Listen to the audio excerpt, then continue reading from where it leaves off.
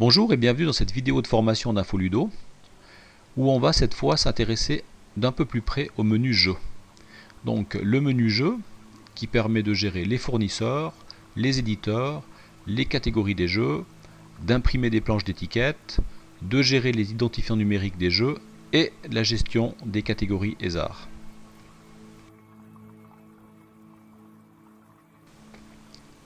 Infoludo vous permet de gérer la liste de vos fournisseurs de jeux, donc de l'endroit où vous achetez vos jeux. Donc vous avez la possibilité d'ajouter des fournisseurs, de modifier des fournisseurs ou de supprimer un fournisseur existant. Lorsque vous accédez aux paramètres d'un fournisseur, on voit que l'on peut rentrer son nom, son adresse, sa localité, son téléphone, son site internet, son email, les personnes de contact. Et lorsque vous cliquez sur le bouton situé à droite du site web, Infoludo va automatiquement ouvrir votre navigateur à la page du fournisseur. Si vous cliquez sur le bouton situé à droite de l'adresse email, Infoludo va automatiquement préparer un email destiné à votre fournisseur de jeu. Vous avez la possibilité de rentrer des remarques sur votre fournisseur par rapport à ses spécialisations, par rapport à ses personnes de contact. Vous pouvez imprimer la liste de vos fournisseurs. Et comme toujours, cette liste elle peut être imprimée, exportée vers Word, vers Excel, en PDF. Et tous les noms de fournisseurs qui vont être ajoutés dans cette liste vont apparaître dans le menu local de choix du fournisseur sur la fiche des jeux. Et comme toujours, cette liste elle peut être exportée vers Word, vers Excel, en format HTML, en PDF, envoyée par email par PDF, comme tous les états d'Infoludo.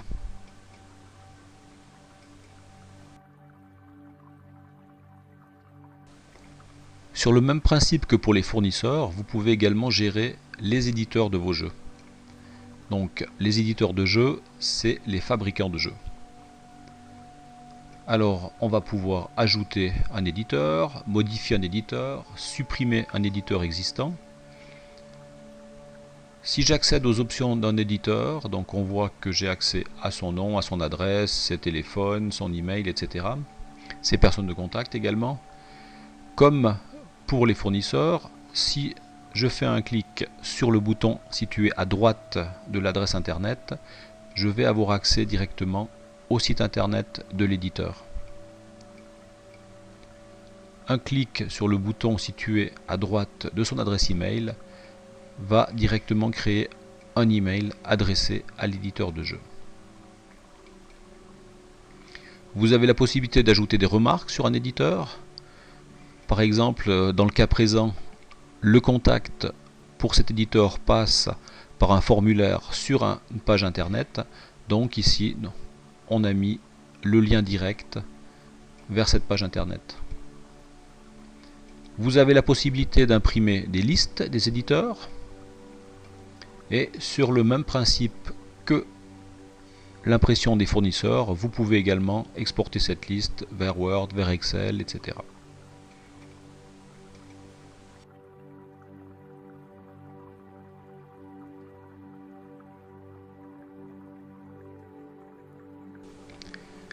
Chaque ludothèque a tendance à gérer les catégories de ses jeux selon sa propre expérience ou alors selon les standards établis. Avec Infoludo, vous avez la possibilité de gérer les jeux selon 3 systèmes différents de catégories. Donc les catégories ludothèque, catégorie officielle et catégorie hasard. Dans la catégorie ludothèque, vous avez la possibilité d'entrer toutes les catégories que vous désirez. Sur l'exemple qu'on voit à l'écran, on voit que cette ludothèque a préfixé chaque catégorie d'un numéro. Mais ce n'est pas du tout obligatoire. Donc vous entrez absolument tout ce que vous voulez.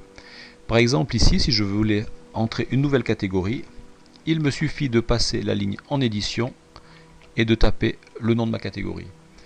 Si je voulais modifier une catégorie déjà existante, donc je rentre en édition de la ligne de la catégorie et je modifie la ligne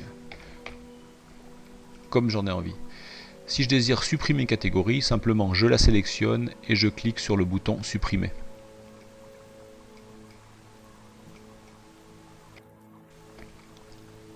Le système des catégories officielles, c'est un système de catégories à tiroir, donc avec chaque fois une catégorie principale et une catégorie secondaire.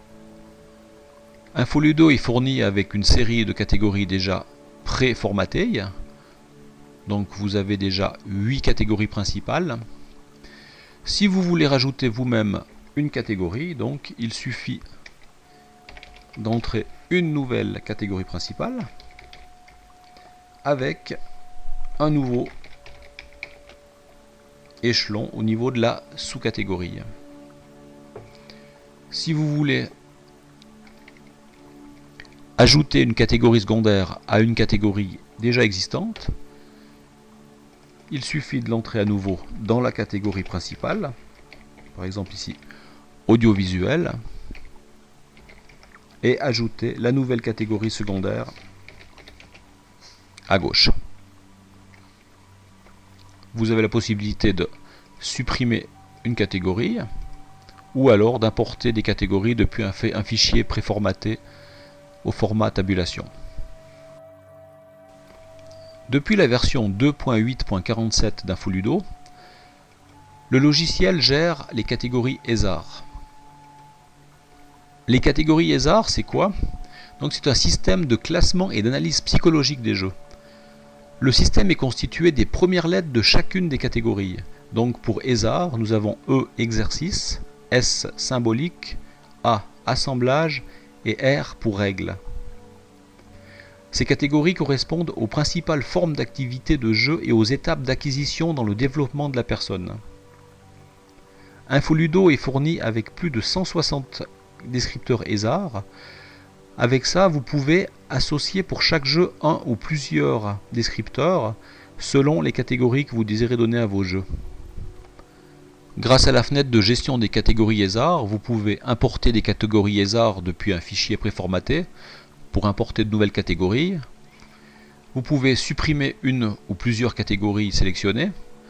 Vous pouvez imprimer un catalogue de tous les descripteurs ESAR que vous pouvez imprimer sous format papier afin de l'avoir sous la main lors de la mise en service des jeux. Et vous pouvez également vous connecter directement sur le site www.system-esar.org qui est le site officiel du système ESAR, où là vous allez trouver une mine d'informations au sujet de ce système de classification.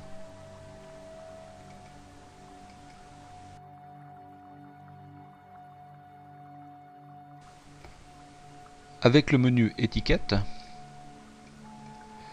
InfoLudo vous permet d'imprimer des planches d'étiquette de vos jeux. Donc je clique sur imprimer et ici on voit que j'ai une planche d'étiquette avec le numéro du jeu, le nom du jeu, le code barre, le prix de location. Alors tous ces éléments qui composent une étiquette peuvent être librement modifiés avec EtaireQuête. Si par exemple vous ne voulez pas faire apparaître le prix de location ou le numéro du jeu, vous pouvez facilement le supprimer. On connaît tous le problème avec ces planches d'étiquette, c'est que lorsqu'on utilise les 5 premières, on va tourner la planche pour essayer d'employer les autres. Avec InfoLudo, vous pouvez directement stipuler quel est le numéro de départ. Admettons que les 5 premières étiquettes aient déjà été employées. Donc, vous commencez à imprimer à partir de la 6e et InfoLudo va ignorer les 5 premières. Donc, vous pouvez utiliser vos planches jusqu'à la fin. Dans cet exemple, j'ai lancé une impression de toutes les étiquettes de tous les jeux, mais vous pouvez tout à fait lancer une recherche au préalable dans la fenêtre des jeux et n'imprimer que les étiquettes pour les jeux recherchés. Et si par exemple vous auriez besoin de plus d'une étiquette pour un jeu, donc il suffit de stipuler dans la case exemplaire identique le nombre d'étiquettes identiques que vous voulez et InfoLudo va automatiquement vous imprimer 2 étiquettes pour chaque jeu.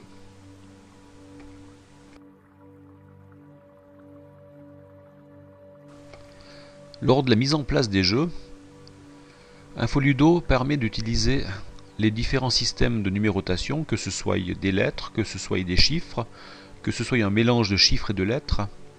Vous pouvez utiliser le système qui vous intéresse.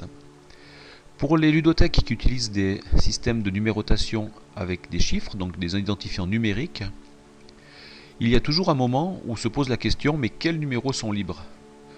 Donc, grâce au menu identifiant numérique, vous pouvez aller simplement rechercher les numéros libres qui se situent par exemple entre 1000 et 1500. En cliquant sur chercher, InfoLudo me donne automatiquement la liste de tous les numéros qui sont disponibles. Vous avez la possibilité de l'enregistrer sous forme de liste pour pouvoir la cocher lorsque vous entrez de nouveaux jeux. Et si vous utilisez un système de numérotation avec décimales, donc avec les 1002.1, 1002.3, vous pouvez aussi intégrer automatiquement une décimale à votre numéro afin que tous les numéros soient de même type.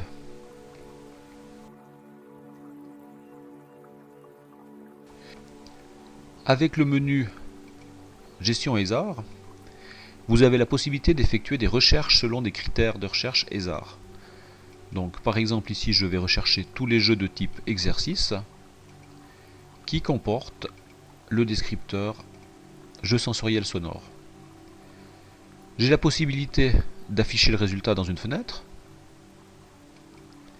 la possibilité d'imprimer le résultat de la recherche. Dans cette impression, on va retrouver toutes les caractéristiques du jeu, donc son nom, son numéro, les différentes catégories ESAR auxquelles il appartient. Vous avez la possibilité d'imprimer un catalogue des catégories ESAR. Et vous avez également la possibilité d'imprimer un catalogue de tous vos jeux triés par descripteur ESAR. Donc ici, dans cet exemple, on va avoir tous les jeux qui correspondent au descripteur jeu sensoriel tactile. Si un jeu devait avoir plusieurs descripteurs ESAR, on va bien entendu le retrouver dans plusieurs groupes de descripteurs.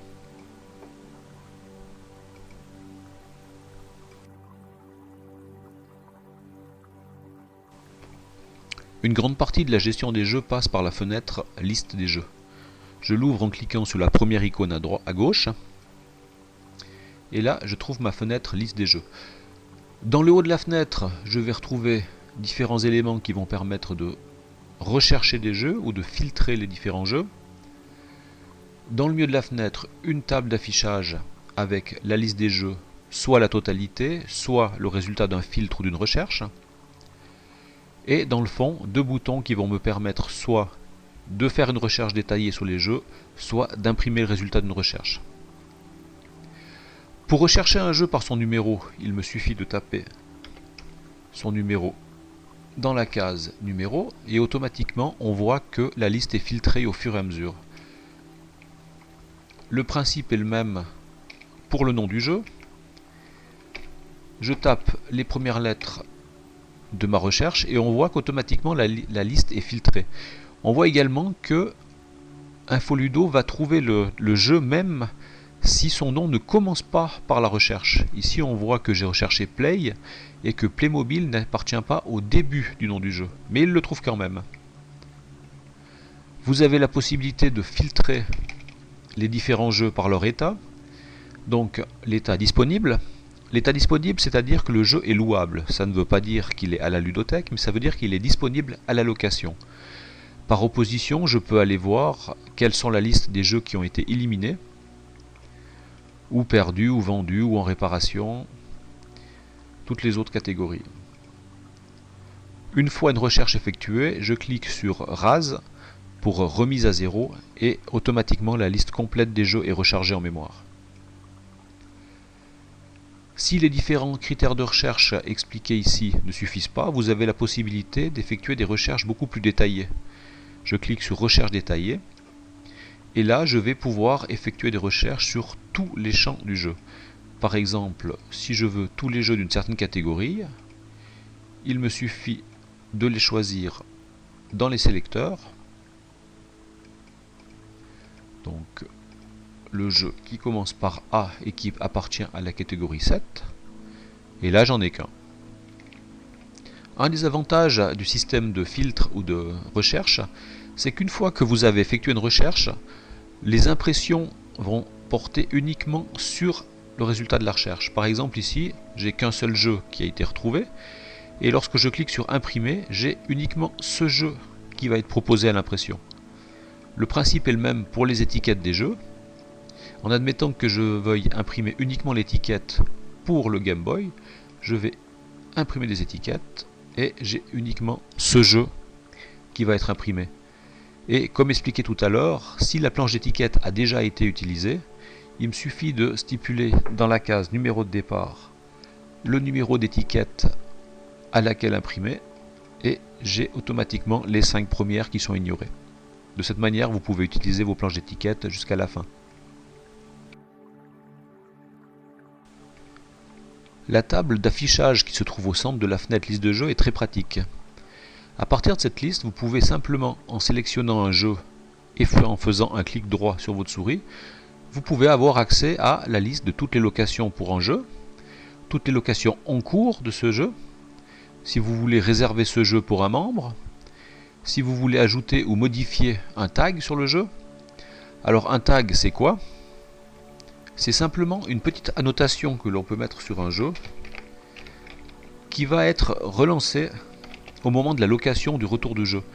Cette application n'est pas bloquante, c'est-à-dire qu'au moment où vous allez passer en location ou au retour, simplement le numéro du jeu et le nom du jeu vont passer en rouge.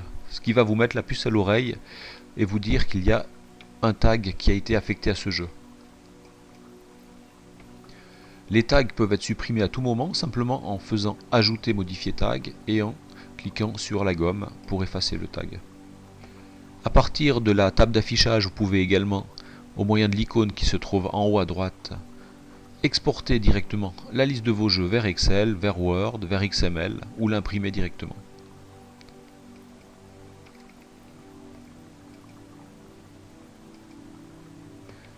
On voit ici que la liste des jeux a directement été exportée vers Excel.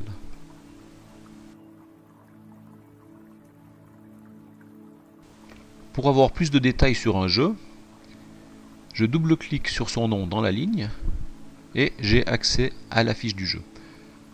Dans cette fiche de jeu, je vais retrouver toutes les caractéristiques du jeu, donc son numéro, son nom, son éditeur, son fournisseur, sa date d'achat, etc. J'ai la possibilité d'avoir une image du jeu. Je peux inscrire des remarques par rapport au jeu. Je peux lui associer des documents, mode d'emploi, photo additionnelle. Et j'ai la possibilité de lui intégrer un ou plusieurs descripteurs hasard. Pour voir plus en détail cette fiche de jeu, nous allons créer une fiche de A jusqu'à Z. Pour créer une nouvelle fiche de jeu, je clique sur l'icône ajouter une nouvelle fiche de jeu, donc la deuxième icône à partir de la gauche, et ma fiche passe en mode édition. J'entre un nouveau numéro de jeu. Si ce numéro de jeu est déjà utilisé au moment de l'enregistrement, InfoLudo va m'avertir. Le nom du jeu.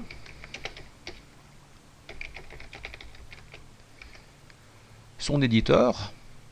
Alors, dans le menu déroulant, je vais retrouver la liste de tous les éditeurs qui ont été entrés dans la gestion des éditeurs. Donc ici, c'est un jeu ABA. Même chose pour les fournisseurs. La liste de tous les fournisseurs apparaît dans le menu local. Si l'éditeur ou le fournisseur n'apparaissait pas dans le menu, il est tout à fait possible de le taper manuellement. Le menu local est uniquement là pour vous aider à entrer vos données. La date d'achat. Une caution. Si le jeu est soumis à caution, c'est-à-dire que lors de la location, si vous demandez une caution aux membres, une caution qui va être rendue lors de la restitution du jeu, vous pouvez rentrer ici le montant de cette caution. Le prix du jeu. Le montant qui est demandé pour la location du jeu. Son état. Par défaut, tous les nouveaux jeux sont disponibles, étant donné qu'ils doivent être disponibles pour la location.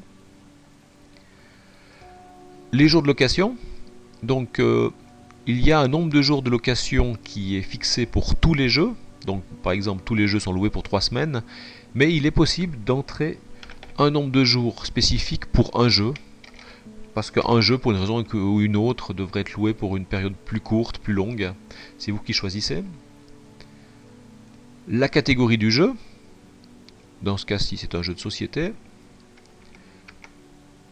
L'abonnement plus. Alors l'abonnement plus est un abonnement qui permet de regrouper certains jeux sous un deuxième abonnement. Typiquement, il s'agit des jeux électroniques qui ne peuvent plus être loués mais uniquement prêtés.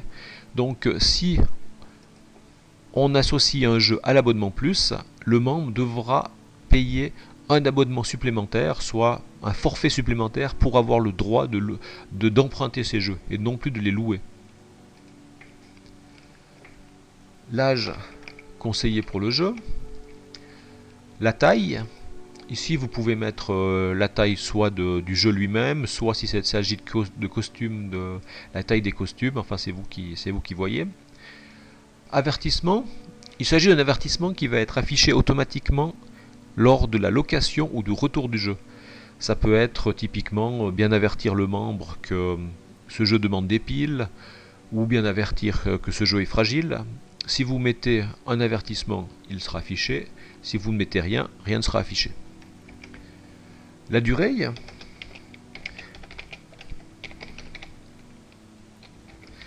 Alors la durée, c'est un champ qui n'existe pas à la base. Il fait partie des champs personnalisables d'Infoludo. C'est des champs qui peuvent être utilisés pour ce que vous voulez. Par exemple, ici, la ludothèque voulait un champ durée, donc elle a ajouté un champ durée. Le nombre de joueurs. Le secteur de stockage, là aussi pour les grandes ludothèques, pour savoir dans quelle étagère ou dans quelle salle le jeu sera stocké. Les catégories du jeu, donc là il s'agit des catégories officielles.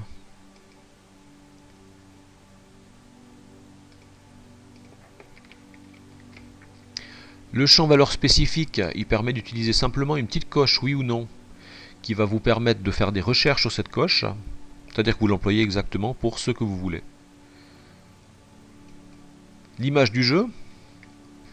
Alors vous avez la possibilité avec Infoludo de rechercher directement les images dans la base de données d'images de Google. Par exemple ici je vais faire simplement ajouter l'éditeur et rechercher. Et Infoludo va automatiquement me proposer les différents résultats de recherche de Google. Donc ici j'ai trouvé mon image de jeu. Il me suffit de faire un clic droit sur l'image, copier l'image, et de cliquer sur coller une image, copier dans le presse-papier, et l'image est automatiquement affichée dans le jeu. Pour ce qui est des images, vous avez plusieurs façons d'introduire une image dans Infoludo, soit au moyen de la webcam. Si vous avez une webcam qui est connectée à votre ordinateur, vous pouvez simplement cliquer sur l'icône de la webcam. Voilà, là c'est moi. Et enregistrer automatiquement l'image du jeu à partir de la webcam. Vous avez possibilité d'utiliser un scanner, si vous avez un scanner, ou une image qui est déjà enregistrée sur vos disques durs, par exemple une image que vous auriez prise avec un appareil photo numérique ou autre chose. Mais les deux principes, soit de la webcam, soit de l'image internet, est vraiment la solution la plus simple et la plus rapide. Vous avez la possibilité de mettre des remarques par rapport à un jeu. Là, vous n'êtes pas limité par le texte, donc vous avez droit à 65 000 caractères. Vous pouvez associer des documents à un jeu. Alors, qu'est-ce qu'on peut associer à un jeu? Ça peut être, par exemple, un manuel utilisateur qui se trouve sous forme PDF. Donc voilà, j'ai ajouté le manuel, enfin le mode d'emploi du jeu. Vous pouvez ajouter également des images. Vous pouvez ajouter des fichiers Word, des fichiers Excel, enfin tout ce que vous voulez ajouter. La seule limitation, c'est que Infoludo n'ouvre pas lui-même les documents. C'est-à-dire que si vous voulez ouvrir un document PDF, vous devez posséder le logiciel qui permet d'ouvrir ces PDF. Vous avez la possibilité également d'ajouter des catégories hasard par rapport à un jeu. Par exemple, dans ce cas-ci, ça va être un jeu de règles. Et au niveau des descriptifs, comme c'est un jeu où l'on parle beaucoup, donc ça peut être, on peut lui ajouter le sensoriel sonore. C'est un jeu de manipulation.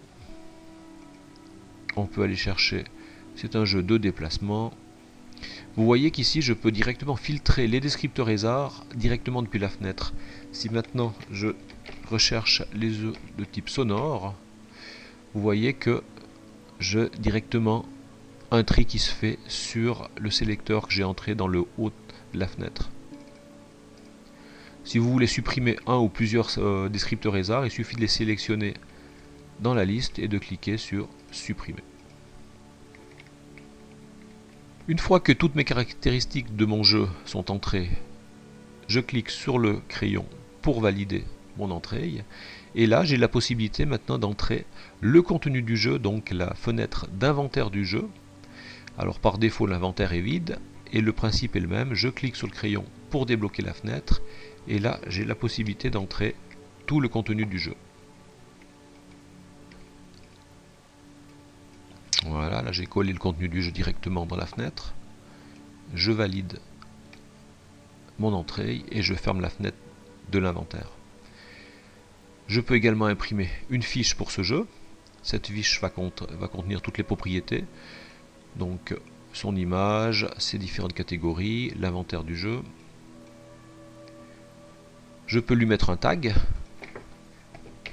Par exemple, manque une pièce. Hop. De cette manière, lorsque le jeu va passer en location ou au retour, il va s'afficher en rouge pour avertir qu'il y a une spécialité par rapport à ce jeu. Et vous avez la possibilité également d'imprimer l'étiquette du jeu avec son code barre, son nom, le contenu du jeu et encore une fois tout ce qui apparaît au niveau de l'état imprimé, donc au niveau de l'étiquette, peut être modifié directement dans État requête. Par exemple, dans le cas présent, vous aimeriez couper cette étiquette en deux, c'est-à-dire pour avoir une partie de l'étiquette qui va être collée à l'extérieur du jeu avec le code barre et une partie qui va être collée à l'intérieur du jeu avec l'inventaire du jeu. Donc vous avez tout à fait la possibilité de cliquer sur la troisième icône, modifier l'état, ce qui a pour effet d'ouvrir l'étiquette en mode de développement, donc en mode de modification. J'agrandis simplement mon étiquette, je baisse légèrement le contenu, et si je veux par exemple que le nom du jeu apparaisse aussi bien sur l'étiquette que je vais mettre à l'extérieur qu'à l'intérieur, je duplique le nom du jeu et j'enregistre. Une fois revenu sur mon étiquette de jeu, je vois que j'ai cette fois deux fois le nom du jeu, donc je peux la couper en deux, je peux faire ce que je veux. Donc vous êtes complètement libre de tout ce que vous voulez imprimer avec InfoLudo. Une dernière chose par rapport à la fiche du jeu, on voit que dans le fond, la date d'inventaire a été mise automatiquement à la date d'entrée du jeu. Donc vous pouvez la modifier par la suite si vous effectuez un inventaire sur vos jeux. Si un jeu devait être éliminé, il suffit de sélectionner ce type éliminer dans l'état du jeu et automatiquement le programme va mettre une date de mise hors service du jeu. Cette date de mise hors service du jeu, elle est là pour, lors des statistiques, ne pas faire apparaître des jeux qui n'auraient jamais été loués en 2013 alors qu'ils ont été éliminés en 2012. Et chaque modification de la fiche du jeu est enregistrée sous forme de date et heure de modification. Ceci permet, lors de la mise à jour de la base de données des jeux sur Internet, de ne mettre à jour que les jeux qui ont été modifiés dernièrement.